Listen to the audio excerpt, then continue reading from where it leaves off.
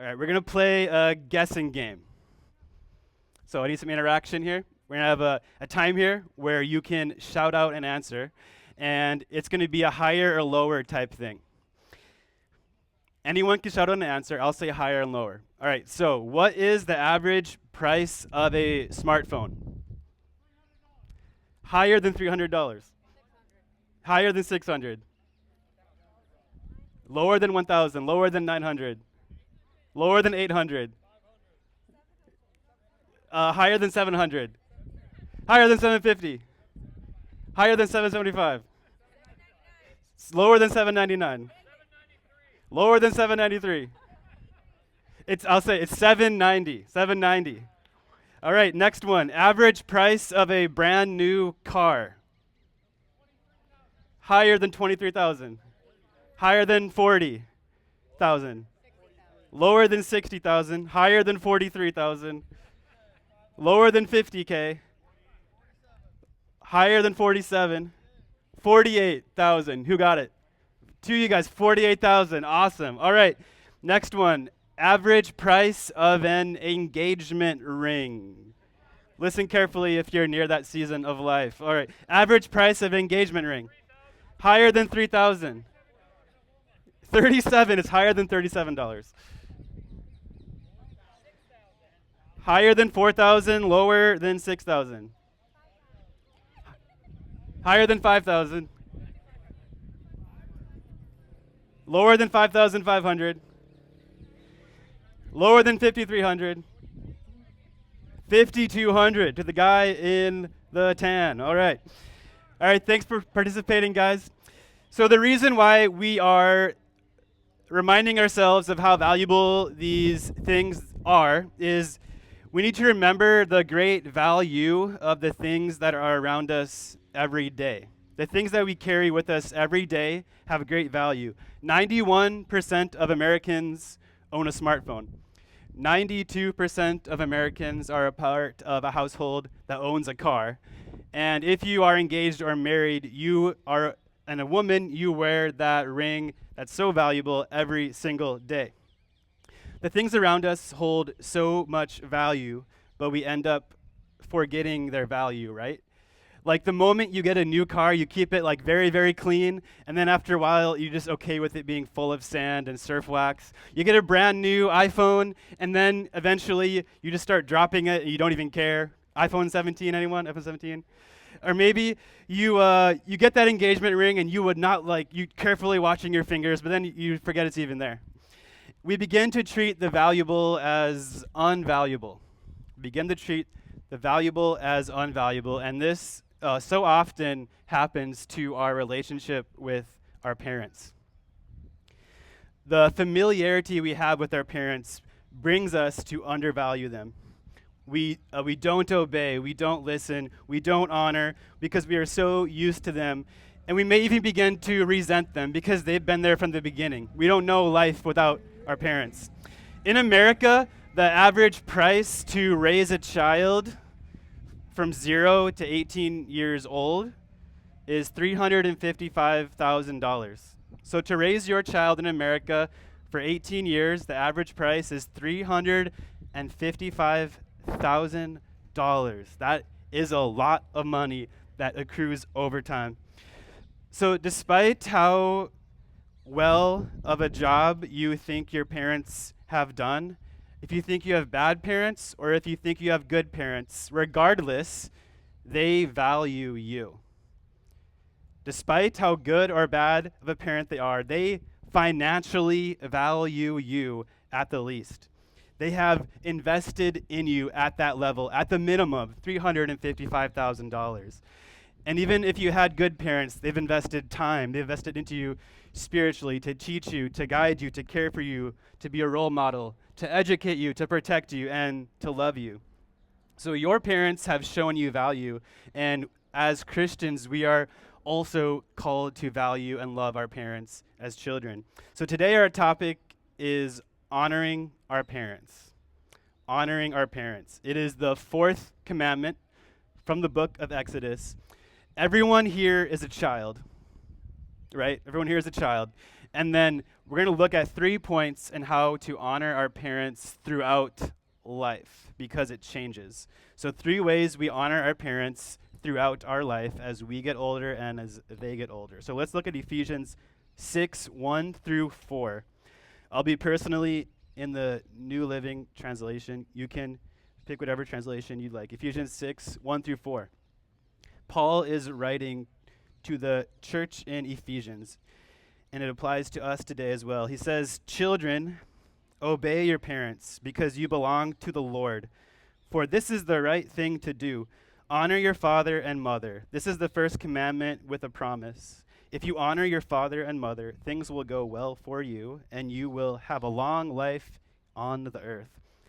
Fathers, do not provoke your children to anger by the way you treat them. Rather, bring them up with the discipline and instruction that comes from the Lord."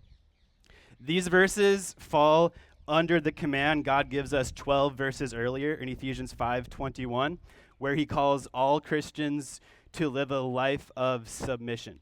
So in Ephesians 5:21, it says, "Submit to one another out of reverence for Christ."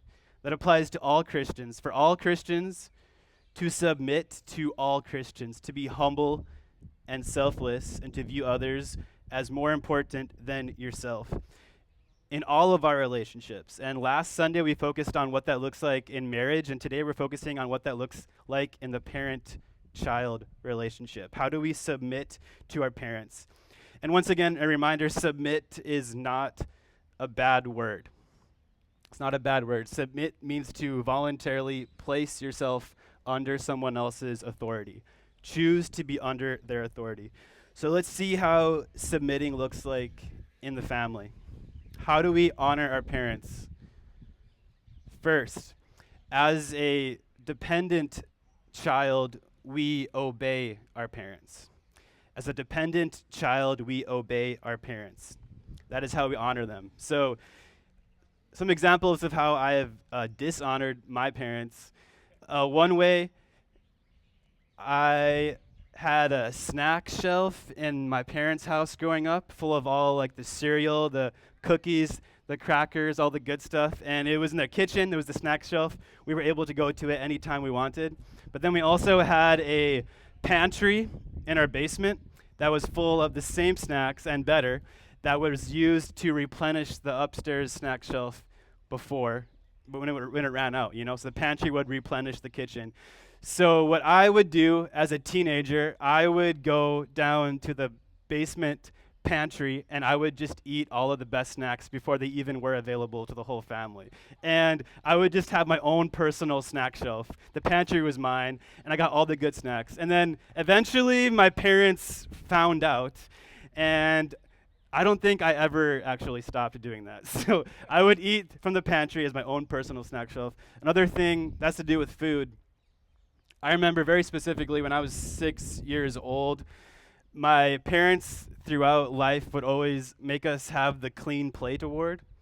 Anyone else have that growing up, or your parents made you finish your food? So we had to have a clean plate reward. And then as a 6-year-old, I one time just did the whole put a napkin over your food type thing and then slid it in the garbage. So one day I didn't really want to eat. I was a pretty picky eater as a kid, and I just put the napkin over the plate, slid it in the garbage, and then a couple minutes later, my parents called me back and made me eat even more food. So they didn't make me eat out of the trash, but they made me eat more food. So those are ways that I have dishonored my parents. Maybe you guys can relate. Food is a temptation for me still. Maybe for you as a child, maybe you were the kid that was always grounded all the time. Oh, can I come hang out? No, I'm grounded. No, hang out with my friends, no TV. Maybe you were the kid who always stayed out past curfew. Maybe you were the one who would use technology outside of your allowed hours, who snuck out of the house at night. Anyone actually do that? I thought that was just in movies or something, but yeah, snuck out of the house at night. Maybe you talked back to your parents. You were all snarky and arguing with your parents. Maybe you didn't do the chores. That was me. Maybe you did drugs and alcohol underage when your parents would obviously tell you not to do that. Maybe you lied to your parents. Maybe you dated that guy anyway when your parents said no. Maybe you rode your bike without your helmet. Maybe you didn't shower. Maybe you didn't share your toys. We've all messed up somehow as a child in disobeying our parents. But verse 1 says, "Children, obey your parents because you belong to the Lord, for this is the right thing to do." This applies to us when we are dependent to our parents. In our context in America, that is usually when you're under 18 or when you still live in the house. It is a little relative. The Greek word for children here means dependent. So when you are a dependent child, that is when God is commanding you to obey your parents. That is how we honor them. And verse 1 lists two reasons why. Two reasons why we are called to honor our parents. The first one is because we belong to the Lord. As Christians, we are children of God, so we are called to follow the authority structure that God has put in place for the family. Because you are a child of God, you willingly submit to your parents through obedience, and that is obedience to God. Honoring your earthly parents is a testimony of you honoring God with your whole life. The second reason in verse 1 that God calls us to honor our parents is because it's the right thing to do. It's simply the right thing to do. I feel like any religion, any person could probably agree that it is the right thing to do for a child to obey their parents. And for Christians, honoring our father and mother is actually one of the 10 commandments. In verse 2, it says, "Honor your father and mother." And this is how we live a righteous, spirit-filled life. And there is a disclaimer for this topic of obeying your parents. If your parents command you to sin, you do not have to obey your parents into sin, because that is disobeying God. So our authority of God goes over our authority of following our parents. And this actually happened to Jesus in Luke 2, when him and his parents were leaving Jerusalem. Jesus was a 12-year-old, and then Mary and Joseph were traveling back to where they came from for over 3 days. And then all of a sudden, they realized, where's our son? And so they came going back to where they came from, and they asked Jesus, why have you done this? We've been frantically searching for you everywhere. And then Jesus said, why did you need to search? Didn't you know that I must be in my Father's house? So that is an example of Jesus following God the Father over his earthly father and mother as well. And we know that Jesus did not sin, so this must have been the right choice. Also, for the most part, I don't think our parents are leading us into sin. They are just trying to parent the best they can at whatever level they have done that. But as a child, God calls us to obey our parents, even when we disagree with them. Often our parents might have told you the reason why you have to obey them is because I told you so, or you'll understand one day. And probably now as an adult, you probably do understand, and that is the one day right now.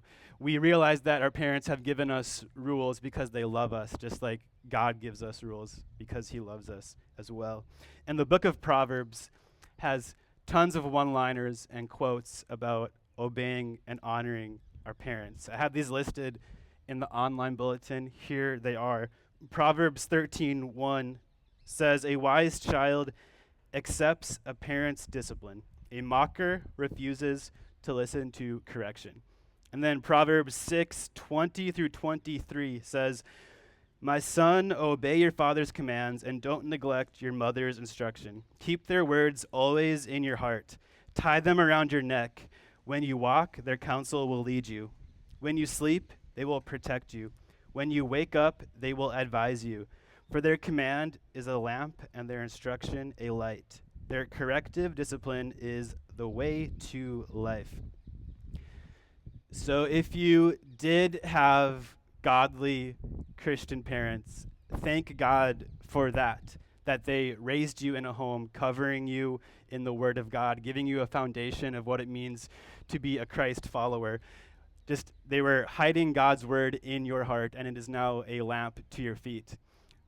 But for those of you who did not have godly parents, even a broke clock is right twice a day. Even a broke clock is right twice a day. And there are still things that you can learn from parents that have been bad parents or parents who are not Christians. We can celebrate the good in them without tripping over the bad that you see all the time. We can think of the lessons they did teach you, even though they did teach you things that were very wrong as well. Even a broke clock is twice right a day. And then Proverbs 23:25 says, "Let your father and your mother be glad, and let her rejoice who gave birth to you." So when we obey our parents, we make them proud. We build trust. We deepen our relationship with them. And I think as a child, with our relationship with our parent, I think there'd be nothing better than having your parents be glad and rejoicing about you and how you live your life. And Jesus is the ultimate example of this, of how he submitted in obedience to his heavenly Father. So, right before Jesus was betrayed and went to the cross, he prayed to his heavenly Father in Matthew 26:39. In Matthew 26:39, it says, Jesus bowed his face to the ground, praying, "My Father, if it is possible, let this cup of suffering be taken away from me, yet I want your will to be done, not mine." He was saying, God, take this cup away, take this pain from me if you will, but I will follow your will over my personal desires. Jesus humbled himself to death. Jesus was obedient to his Father to death. And that is how we can honor our Father as well. Honor our Father, honor our Heavenly Father in submission to God. So in our lives, as a dependent child, we honor God by obeying our parents. Secondly, how else do we submit to our parents? As adults, we appreciate them. As adults, we appreciate our parents.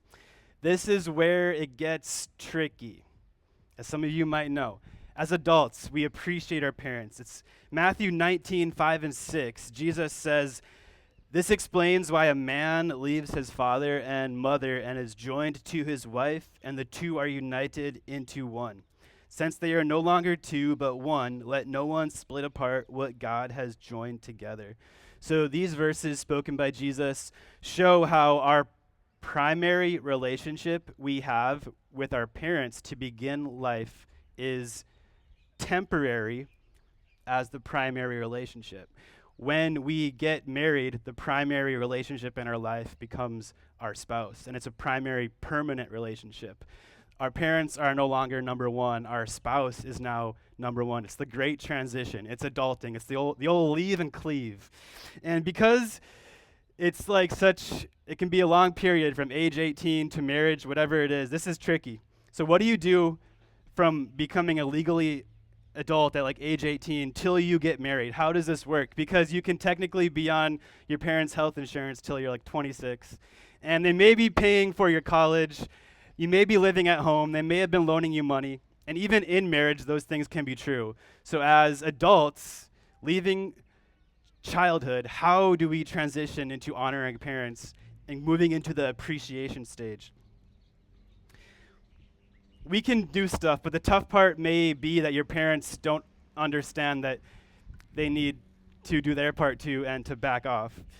They may still try to make you obey them, and when they do that, they're doing exactly what verse 4 is telling them not to do. They're provoking you to anger. This is a process for us as children and also for our parents. But from the children's side, there are 3 things we can do, and they all center around appreciating our parents and valuing our parents as adults. 3 ways we can do that. First, we can not resent them. We cannot resent them. Proverbs 30:17 says, "The eye that mocks a father and despises a mother's instructions will be plucked out by ravens of the valley and eaten by vultures." So The eye that mocks a father and despises a mother's instructions will be plucked out by ravens and then eaten by vultures. That's pretty graphic. But what it's saying is if you have a mocking attitude towards your parents, you will be judged for that. Mocking our parents is not the way to go. Honoring our parents is. And it's easy to think that our parents are old school and they just don't get it. And they may be like micromanaging you or not supporting your life choices or failing overall as a parent. But still, as children, we are not called to repay evil with evil. We honor them not because they are honorable, but because you are honorable. It is not about being treated correctly, it's about representing Jesus correctly to them. And all parents are imperfect, some more than others, but we honor them despite their imperfections because God has placed them in a position of authority in your life. Just like God has placed like spiritual leaders, government leaders, your boss, elders in positions of authority, your parents are in a godly position of authority over their lives, over your life. So even if you have an opinion of them being a bad parent, they are still in that position of your parent. And we are not called to hate them. We're called to honor them. We can celebrate who they are rather than being consumed with who they are not. The second way we can appreciate our parents is by listening to them. By listening to them. Proverbs 1:8-9 says, "Listen, my son, to your father's instructions, and do not forsake your mother's teaching. They are a garland to grace your neck, and a chain to adorn your a garland to grace your head and a chain to adorn your neck." So as adults, we honor our parents by moving into the appreciation stage where we are called to listen to our parents, but we don't have to obey them. We are called to listen to our parents, but we do not have to obey them as adults. We can honor and appreciate them, though, by seeking their wisdom, seeking their advice, and listening. Because our parents were once our age, too. Believe it or not, they've gone through a lot of the same similar things that you have. And they have tons of life experience to share. And maybe you have not had a deep relationship with your parents, like you've never opened up about anything, or you haven't gotten really deep. As children, I mean, it might be on them to like have that relationship with you, but they haven't yet. So you can initiate a deeper, more personal relationship with your parents. You can ask them, what were you like at my age? What was going on in the world in your age? How did you and mom meet? What are these questions? You might not have the answers to these. Like in this situation I'm in right now, what would you do? Or what are some of the biggest mistakes you've ever made? What are some of the biggest successes that you're proud of in your life?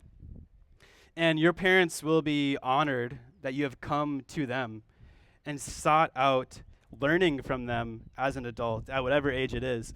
And in 2023, Pew Research released a study that says the top 3 topics that children go to their parents for advice about is career, finances, and parenting. And it might take just humbling ourselves to go to our parents to seek out their advice. And these 3 topics of career, finances, and parenting can also be ways that your parents can get too involved in your life. But if you have a mutual understanding with your parents of love and that you are going to them to listen and they don't necessarily they're not telling you you have to obey them. You can have great conversations with your parents. I've had so many conversations with my parents about how to be a pastor because my dad's a pastor. So he's been my mentor these 9 years. I have lots of conversations with my parents about finances because my mom is an accountant. And there's lots of things you can just go to and just learn from your parents. And seeking their advice can be a great reward and benefit to your life.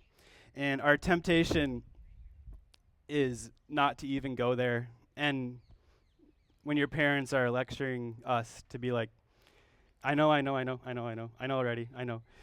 But we can humble ourselves, we can ask them questions, we can seek their advice, and that is a way that we submit and can be rewarded for honoring our parents. In verses 2 and 3, it says, "Honor your father and mother. This is the first commandment with a promise. If you honor your father and mother, things will go well for you, and you will have a long life on the earth." And honor your father and mother is the first and only one of the 10 commandments that has a blessing, a promise attached to this specific commandment. And this was given in the Old Testament, the Old Covenant, to God's people, the Israelites, that they would live long in the promised land for them. But the principle of the promise still applies to us today, that when we honor our parents, we will have a more full, abundant life. And when we honor our parents, we are storing up treasures in heaven.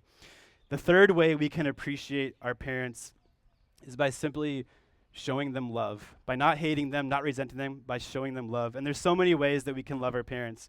We can remember to text them back. We can remember to buy them gifts for their birthdays, for the holidays, for Mother's Day, for Father's Day. We can express thanks to them, not just for the day-to-day things, but you can be a little like mushy and sentimental and be like, "Thank you for raising me. Thank you for everything you've ever done for me." You can compliment them. It's kind of weird, but you can compliment your parents. You can be nice to them. You can spend quality time with them. You can help them with practical things from afar, from near. You can encourage them spiritually. You can point your parents to Jesus. You can pray for them. You can celebrate their achievements. You can speak kindly to them with a good tone. You can speak kindly of them. You can seek to understand them.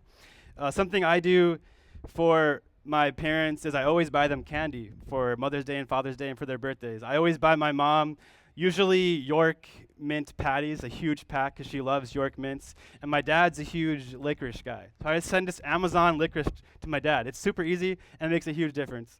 One thing I try to do is I try to visit my parents in Wisconsin where they live as often as I can. I have 4 weeks of vacation, and I try to go visit them as often as I can because I know our parents, like, they miss us. They want to spend as much time with us as possible. So I try to like remember that and see them as often as I can. Another thing that's kind of above and beyond and kind of weird is my dad is quite a unique guy. He's coming next month. You'll remember him. His name's Arneson. But we had a contest for like 5 years with all of my close friends, and we had a big group chat about it. It was called the Most Like Alan contest. And every time someone would do something like my dad, we'd do a Most Like Alan report in this big chat. And there's tons of different things, like, I don't want to embarrass him, but there's tons of different things. My dad's like a neat freak. My dad would actually eat food out of the trash sometimes. When we would throw stuff away, he's like super penny pincher. He'd be like, "I'll take that back." Yeah, I can tell you more later. But my dad's quite the character. He's coming. He's actually going to give a sermon up here in November. It's going to be pretty sweet. So we had a Most Like Alan contest, and Regan actually won one year, our worship leader, Regan. So we can honor our parents by saying, "Hey, you're awesome. You're you, and we value you. You're a unique guy. I value you." Weird things, you can go above and beyond the normal. And the most loving thing that you can do for your parents really is to follow God. In 3 John 1:4, it says, "I have no greater joy than to hear that my children are walking in the truth." And I think for your parent, the best thing that they would ever want for your life is to see you following Jesus. That is the most rewarding thing that you can do, is simply follow God, and that is how you love your parents. So as adults, we honor our parents by appreciate them. And then The last thing here, our third point, and how to honor our parents as adults, continuing on in adulthood, we honor our parents by providing for them. We honor our parents as adults by providing for our parents. Our parents, they provided for you for the first 18 years of your life. Would you provide for them the last 18 years of their life? Would you do that? My sister-in-law, Marley's parents had Marley's grandma live with them for 22 years. And she just passed away last year. So they literally did that. My sister-in-law's parents had Marley's grandma live with them in their home for 22 years. So like my sister-in-law as a child, her grandma lived with them. They did it. 4 years, more than 18. Here in Hawaii, we have a lot of like multi-generational households where children live with parents and grandparents all in the same home. And that is actually pretty biblical. In 1 Timothy 5:4-8, it says, "But if a widow has children or grandchildren, their first responsibility is to show godliness at home and repay their parents by taking care of them. This is something that pleases God. But those who won't care for their relatives, especially those in their own household, have denied the true faith. Such people are worse than unbelievers." So, as Christians, we are called to provide and take care of our parents in old age. And that is how we practice what we preach as Christians. We do it by taking care of our parents. This can look like them living in the same home as you. This can look like them living nearby you or in a nursing home or just financially providing for them or visiting them, taking care of them physically. There's tons of different ways that this can look like. But the point is, when your parents lose their independence, they should become dependent on you.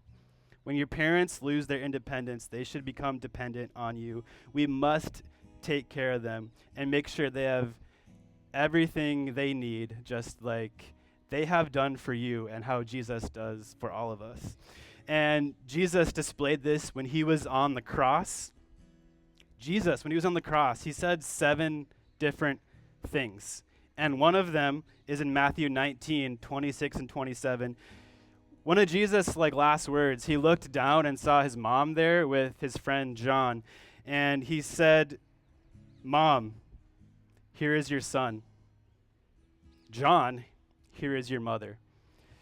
So one of the last 7 sentences Jesus said here on earth before he died on the cross is providing for his mom, making sure his mom was taken care of.